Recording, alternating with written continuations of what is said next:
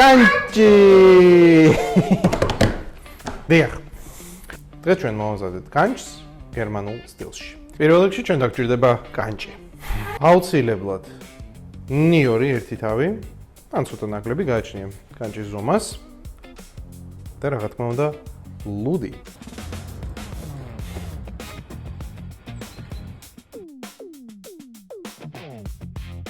გამარჯობა. გამარჯობა.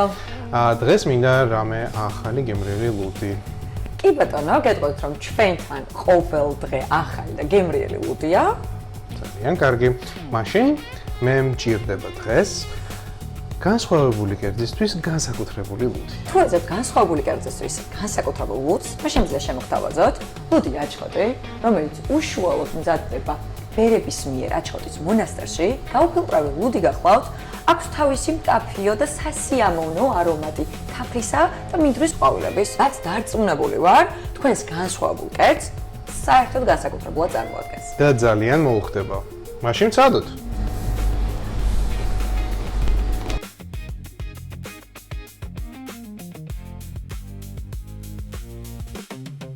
ახლა კი დროა კანჭს მივხედოთ. წამოვყევით.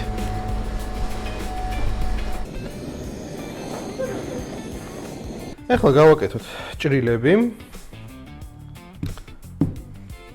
ამ ჭრილებში შევტენოთ ნიორი. თავარი ინგრედიენტი.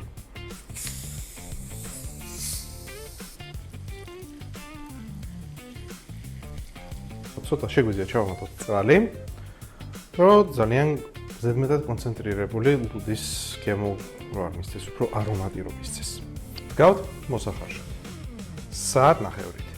გააჩნია კანჭის ზომას, თუ დიდი კანჭია შეიძლება 2 საათი, თუნდაც 2 საათნახევრამდე დასჭირდეს. ეს არის წინა კანჭები, და პატარებია შესაბამისად საათნახევარი აი ესე ეყოფა, იმიტომ რომ მე საათნახევრით კიდე გავუშვებთ შესაძლოა.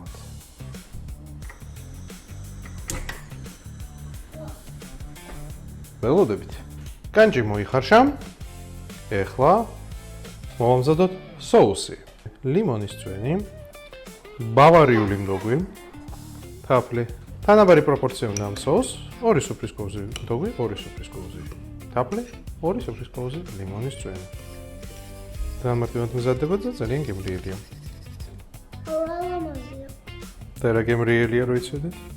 მალე გაიგეთ. უკვე გავშინდა. ლუდი. ადრე. გახსოვს? კი. ხო, განსაცხობით აღალდი. არსებითი მნიშვნელობა მაგას არ აქვს. 180 გრადუსზე საათნახევრით ზედა ქვედა წვით, თუ აქ შეფერვის ფუნქცია თქვათ უკეთესი, მოვათავსოთ შუაში. კანჭი გერმანული რეცეპტით მზად არის. რა თქმა უნდა, მივაყოლებ აჩხოტის მონასტრის ლუდს. და იმედი მაქვს შეერზე არ მიყურებთ.